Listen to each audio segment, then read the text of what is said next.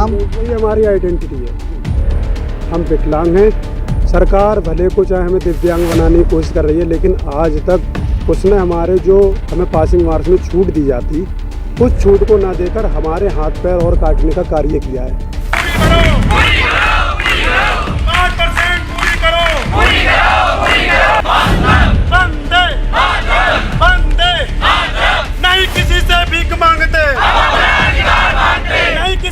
नरेंद्र मोदी जी जो हमारे आदरणीय प्रधानमंत्री जी हैं, उन्होंने कहा कि विकलांगों को दिव्यांग कहा जाएगा, लेकिन आज ये हमारे समाज की विडंबना है और शर्मनाक बात है हमारे समाज के लिए कि एक दिव्यांग विकलांग, हमारे शब्दों में विकलांग, वो धरना प्रदर्शन पर बैठा हुआ है। तमाम उसके पास अधिकार है। जी न्याय करो, न्याय करो, न्याय करो। योगी जी न्याय करो, न्याय करो, न्याय करो। 5% लागू करो, लागू करो, लागू करो। 5% लागू करो, लागू करो, लागू करो।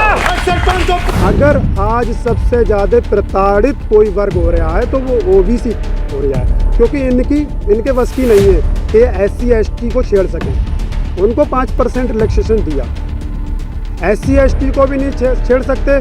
और मैं खुल के एक बात कहना चाहता हूँ कि जर्नल को तो ये छेड़ ही नहीं सकते, क्योंकि बैक डोर से 6000 कैंडिडेट की जो सिलेक्शन की सूची में भी नहीं आ रहे थे, उनको 68,500 में संडे वाले दिन इन्होंने ज्वाइनिंग लेटर बांट दिया। और आज हमारी संख्या अप्रोक्स 3000 या 2500 के अकॉर्डिंग है, जो हम 5% के क्राइटेरिया में आते हैं, लेकिन ये हमको नहीं ले रहे हैं, जबकि हम लीगल हैं। इनके द्वारा ही लीगल है, इनके द्वारा आयोग जो संवैधानिक आयोग बनाए उनके द्वारा ही लीगल हैं। और आज अगर हम ये नहीं ले रहे हैं तो इससे ये मालूम पड़ता है कि इनकी दुर्भावना ओबीसी के प्रति कितनी है। राजधानी लखनऊ में एक बार फिर से अभ्यर्थियों का प्रदर्शन शुरू हो गया है और हम इस वक्त मौजूद हैं इको गार्डन में, जहां 68,500 शिक्षक भर्ती के जो अभ्यर्थी हैं वो प्रदर्शन कर रहे हैं। आज इन्होंने मंत्री संदीप सिंह के आवास का घेराव भी किया था, उसके बाद इन्हें इको गार्डन लाकर छोड़ दिया गया है। रोष है अभ्यर्थियों में। साफ तौर पर अभ्यर्थियों का ये कहना है कि इस सरकार में उन्हें उनका हक नहीं मिल रहा है। अभ्यर्थी हम उनसे बात करेंगे। भैया क्या नाम है आपका? तूफान सिंह। कहाँ से आए हैं? कुंडा प्रतापगढ़। 68,500 की भर्ती को लेकर प्रदर्शन कर रहे हैं। पूरी भर्ती का मामला क्या है और क्या प्रदर्शन की वजह है? ये 68,500 शिक्षक भर्ती का विज्ञापन 9 जनवरी 2018 को हुआ था और विज्ञापन जब जारी किया गया तो उसमें ओबीसी वर्ग, दिव्यांग, भूतपूर्व सैनिक और स्वतंत्रता सेनानी, इन 4 वर्ग के अभ्यर्थियों को सामान्य के बराबर रख दिया गया था, जिसका मामला लगातार राज्य पिछड़ा वर्ग आयोग, केंद्रीय पिछड़ा वर्ग आयोग नई दिल्ली और सामाजिक न्याय व सद्भावना समिति विधान परिषद में चला। इन सभी तीनों संवैधानिक संस्थाओं से आदेश निर्गत हुआ, उस आदेश का अनुपालन नहीं किया गया है। पिछले 6 महीने से आदेश आ जाने के बाद हम सभी अभ्यर्थी लगातार माननीय शिक्षा मंत्री जी से, माननीय और जनप्रतिनिधि से और शासन में बैठे आलाकमान अधिकारियों से मुलाकात करते रहे और अभी तक सिर्फ और सिर्फ हमें आश्वासन ही दिया जाता रहा, लेकिन उस पर कोई भी कार्रवाई नहीं हुई, जिसको लेकर हम सभी अभ्यर्थियों ने जो है आज माननीय शिक्षा मंत्री जी का आवास का घेराव किया। ना हमारी मुलाकात हो पाई, हमें अभ्यर्थियों को साथ मारा पीटा गया प्रशासन की तरफ से और जबरन घसीट कर गाड़ी में भरकर इको गार्डन छोड़ दिया गया। अभी तक ना कोई सूचना मिली किसी से मुलाकात कराने की, ना कोई कार्रवाई हुई। इसी को लेकर हम लोग लगे हैं और तब तक बैठे रहेंगे जब तक हमारी मांगें पूरी नहीं हो जाती। अभी आपने बताया आश्वासन मिल रहा है, किस तरीके का आश्वासन आप लोगों को दिया जा रहा है आलाकमान अधिकारियों के द्वारा और जनप्रतिनिधियों द्वारा? ये आश्वासन, जैसे शिक्षा मंत्री से मुलाकात होती है तो वो आश्वासन देते हैं कि हम अपने अधिकारियों से बात करेंगे और आपकी इस भर्ती प्रक्रिया को पूरा कराएंगे, क्योंकि ये न्यायिक मामला है। हमने उनसे ये भी कहा कि अगर यह हम गलत हों तो हम दोबारा मांग करने नहीं आएंगे। सड़कों पर हम आंदोलन करने के लिए थोड़ी ना पैदा हुए हैं। हम इतनी शिक्षा लिए हैं, हम चाहते हैं कि जाके नौनिहालों का भविष्य संवारें। आला कमान अधिकारियों की गलती का हम क्यों भुगतान करें?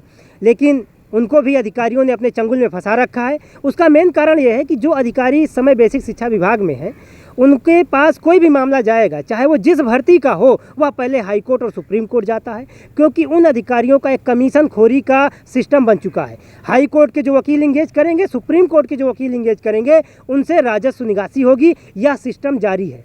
इसी के कारण हम लोगों का भी मामला हाई कोर्ट ले जाया जा रहा है। यह आदेश का अनुपालन न करके इसको हाई कोर्ट में चैलेंज किया जाए, भर्ती प्रक्रिया में देरी हो और ये बच्चे भी परेशान हो। ये बात माननीय शिक्षा मंत्री जी को बताई गई, लेकिन अभी तक उस पर कोई कार्रवाई नहीं हुई। बिल्कुल, तो साफ तौर पर आप देख रहे हैं कि अभ्यर्थियों में रोष है। अभ्यर्थियों को ये कहना है कि केवल जो अधिकारी हैं वो मायाजाल में फंसा कर रखे हैं मंत्रियों को। मंत्री इनकी बात नहीं सुन रहे हैं, कोई इनकी बात सुनने को तैयार नहीं है। शायद यही वजह है कि अब दोबारा ये लोग प्रदर्शन करने पर आतुर हो चुके हैं। कुछ महिलाएं भी हैं, हम उनसे भी बात करेंगे। मैम, क्या नाम है आपका? रूमा यादव, रूमा जी, कहाँ से आई हैं? संभल से। आप आज घेराव की थी शिक्षा मंत्री के आवास का 68,500 भर्ती को लेकर। छूट की बात कही जा रही है, 5% आरक्षण की बात की जा रही है, आरक्षण घोटाले की बात की जा रही है। आखिर क्या ये पूरा मामला है और क्या उम्मीद करती हैं सरकार से और आला अधिकारियों से? 6 महीने हमारे आदेश को आए हुए हो गए हैं, अभी तक हमें आश्वासन पर आश्वासन दिए जा रही है सरकार। और जो जिन भी मंत्रियों से जिससे भी मुलाकात हुई है, सब यही कह रहे हैं कि हो जाएगा, लेकिन अभी तक कुछ भी नहीं हो रहा है। और 3 आदेश आए हुए रखे हैं, उन्हें भी यूँ ही रखे बैठे हैं। और आज हमने शिक्षा मंत्री आवास का घेराव किया तो हमें ज़बरदस्ती खींच खांच के मार पीट के आदेश आती हमारे, कहीं छोड़े आधे, कहीं छोड़े हमको इको गार्डन में छोड़ दिए हैं और उनका भी कोई पता नहीं है कहाँ पे छोड़े। मुख्यमंत्री योगी आदित्यनाथ बार बार ये कह रहे हैं कि उत्तर प्रदेश में अफसरों की कमी नहीं है, लेकिन जो अभ्यर्थी हैं वो लगातार ये प्रदर्शन कर रहे हैं और कहा ये जा रहा है कि अधिकारी उनकी बात नहीं सुनते। क्या लगता है सरकार अधिकारियों के चंगुल में? सब उन्हीं के तो चट्टे बट्टे हैं, वो कहेंगे तो सरकारी, वो अधिकारी क्यों नहीं सुनेंगे? सरकार कहेगी तो अधिकारी ज़रूर सुनेंगे, एक दिन में सुनेंगे। सरकारी कुछ डीली होगी या अधिकारी, हमें नहीं पता कौन क्या कर रहा है, लेकिन हमारी मांगें पूरी नहीं हो रही हैं। बिल्कुल, तो साफ तौर पर आप देख रहे हैं कि महिला अभ्यर्थी भी हैं, पुरुष अभ्यर्थी भी हैं। कुल मिलाकर इनका ये कहना है कि जो अधिकारी हैं वो हीला हवाली कर रहे हैं, आदेश का अनुपालन नहीं किया जा रहा है। कुछ और भी लोग हैं, उनसे बात करेंगे। भैया, क्या नाम है आपका? जी, मेरा नाम विकलांग है। ये कोई नाम? यही हमारी आइडेंटिटी है जी। हम विकलांग हैं। सरकार भले को चाहे हमें दिव्यांग बनाने की कोशिश कर रही है, लेकिन आज तक उसने हमारे जो हमें पासिंग मार्क्स में छूट दी जाती, उस छूट को ना देकर हमारे हाथ पैर और काटने का कार्य किया है। दिव्यांग बनाने का कार्य नहीं किया। जैसे नरेंद्र मोदी जी जो हमारे आदरणीय प्रधानमंत्री जी हैं, उन्होंने कहा कि विकलांगों को दिव्यांग कहा जाएगा, लेकिन आज ये हमारे समाज की विडंबना है और शर्मनाक बात है हमारे समाज के लिए कि एक दिव्यांग, विकलांग, हमारे शब्दों में विकलांग, वो धरना प्रदर्शन पर बैठा हुआ है। तमाम उसके पास अधिकार हैं।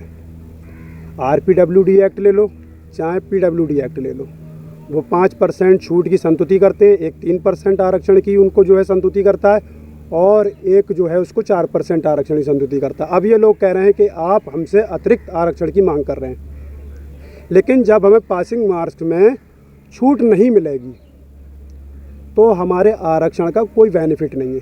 बॉडी है, बॉडी में आत्मा नहीं होगी तो आदमी कैसे चल सकता है? ऐसी आरक्षण का और रिलैक्सेशन का दोनों का है। जब छूट मिलेगी तो हम पासिंग मार्क्स के क्राइटेरिया मांगें और हमारा उससे भला होगा। रही बात सरकार की, तो सब बातें खोखले हैं। हम 21 दिन, इसमें चौथी कैटेगरी हैं हम, जो आदेश पारित हुए हैं, 3 आदेश पारित हुए हैं इनके अधिकारियों ने, इनके द्वारा चुनिंदा अधिकारियों ने आदेश पारित किए हैं। जो इन्होंने जो संवैधानिक जो 2 आयोग बनाए हैं, उनसे आदेश पारित हुए हैं। उनके अकॉर्डिंग अगर देखा जाए तो हम इसमें चौथी कैटेगरी हैं जिसका भला हो सकता है। लेकिन 3 आदेश, 4 आदेश आने के बाद भी दिव्यांग लोग, हम 21 दिन धरने पे बैठे हैं। हमारा दिव्यांग कोर्ट से भी आदेश आ चुका है, ठीक है। उसके बाद भी ये विडंबना है कि भाई हम आपको जो है वो सिलेक्ट नहीं करेंगे। तो अगर हमसे कोई जाति रंजिश है तो हमें बता दें, फिर तो हमारा प्रोटेस्ट पे बैठना, न्यायपालिका में जाना, ये सब बेकार है। और अगर हमें लीगल या इलीगल व्यू पे हमें देखते हैं तो हमारा लीगल पहलू भी देख लें और इलीगल पहलू भी देख लें, हमारी कंडीशन देख लें। चलो हमारी कंडीशन नहीं देखें, क्योंकि हम भीख नहीं मांग रहे हैं, हम अपना अधिकार मांग रहे हैं। तमाम परेशानियां आप लोग झेल रहे हैं, क्या लगता है इसका जिम्मेदार आप किसको ठहराएंगे? जिम्मेदार सिस्टम है इसका। सिस्टम जिम्मेदार इसलिए है कि सिस्टम अगर चाहे तो बंदे को आसानी हो सकती है और सिस्टम नहीं चाहे बंदे को आसानी नहीं हो सकती। अब जैसे मैं बरेली से बिलोंग करता हूँ, मैं 250 किलोमीटर 300 किलोमीटर से आता हूँ, अप्रॉक्स 300 किलोमीटर 250 किलोमीटर ही पड़ता है। अब मैं वहाँ से आता हूँ, मेरे घर वाले मुझे 5 किलोमीटर नहीं भेजते हैं। और अगर आज मैं 250 किलोमीटर यहाँ पर आके बैठा हूँ, परिवार वाले मेरे वहाँ पर परेशान है, कब मेरी स्टिक स्लिप हो जाए और कब मैं गिर जाऊँ, कब मेरे ऊपर से 2-3 गाड़ी गुजर जाए। भाई मैं इतनी फुर्ती से उठ तो सकता नहीं, लेकिन अगर मैं यहाँ पे इस चीज़ को भी नज़रअंदाज करके अगर आज मैं यहाँ पे बैठा हूँ तो कहीं ना कहीं मैं लीगल हूँ, इलीगल नहीं हूँ। मेरे साथ 3 आदेश हैं जो लीगल हैं, इनके द्वारा चुनिंदा लोगों के हैं। और उसके बाद भी अगर आप हमारे चुनने में, हमारे सिलेक्ट करने में आप इतना विचार विमर्श कर रहे हो, आप अगर हमारे मामले को कोर्ट ले जाना चाहते हो, जबकि आपके द्वारा ही वो संस्थाएं हैं सिलेक्टेड, तो ये समाज की विडंबना होगी और फिर एक ये जाति रंजिश होगी। जाति रंजिश कैसे बोल रहे हूँ? ओबीसी वालों के लिए। अगर आज सबसे ज़्यादा प्रताड़ित कोई वर्ग हो रहा है तो वो ओबीसी हो रहा है, क्योंकि इनके बस की नहीं है कि SC ST को छेड़ सकें। उनको 5% रिलैक्सेशन दिया, SC ST को भी नहीं छेड़ सकते। और मैं खुल के एक बात कहना चाहता हूँ कि जर्नल को तो ये छेड़ ही नहीं सकते, क्योंकि बैक डोर से 6000 कैंडिडेट की जो सिलेक्शन की सूची में भी नहीं आ रहे थे, उनको 68,500 में संडे वाले दिन इन्होंने ज्वाइनिंग लेटर बांट दिया। और आज हमारी संख्या अप्रोक्स 3000 या 2500 के अकॉर्डिंग है, जो हम 5% के क्राइटेरिया में आते हैं, लेकिन ये हमको नहीं ले रहे हैं, जबकि हम लीगल हैं। इनके द्वारा ही लीगल हैं, इनके द्वारा आयोग जो संवैधानिक आयोग बनाए उनके द्वारा ही लीगल हैं। और आज अगर हम ये नहीं ले रहे हैं तो इससे ये मालूम पड़ता है कि इनकी दुर्भावना ओबीसी के प्रति कितनी है। तो कुल मिलाकर बातें आपने सुनी कि जो अभ्यर्थी हैं वो दूर दूर से यहाँ पे आए हैं, साफ तौर पर ये मांग कर रहे हैं कि इन्हें इनका हक मिले। लेकिन इनका ये आरोप अधिकारियों के ऊपर भी है कि अधिकारी जो हैं वो कहीं ना कहीं हीला हवाली कर रहे हैं, सरकार को गुमराह कर रहे हैं। बहरहाल लड़ाई लंबी लड़ रहे हैं ये लोग, और अब देखना ये होगा कि आखिरकार इनकी लड़ाई किस मोड़ पर जाकर ख़त्म होती है और कब इन्हें इनका अधिकार मिलता है। वीडियो जर्नलिस्ट अनुराग के साथ Abhishek Pandey, daily insider, Lucknow. UP और देश दुनिया की तमाम ताज़ा तरीन खबरों के लिए गूगल प्ले स्टोर से आज ही डाउनलोड करें हमारा तेजी से उभरता न्यूज़ ऐप डेली इंसाइडर।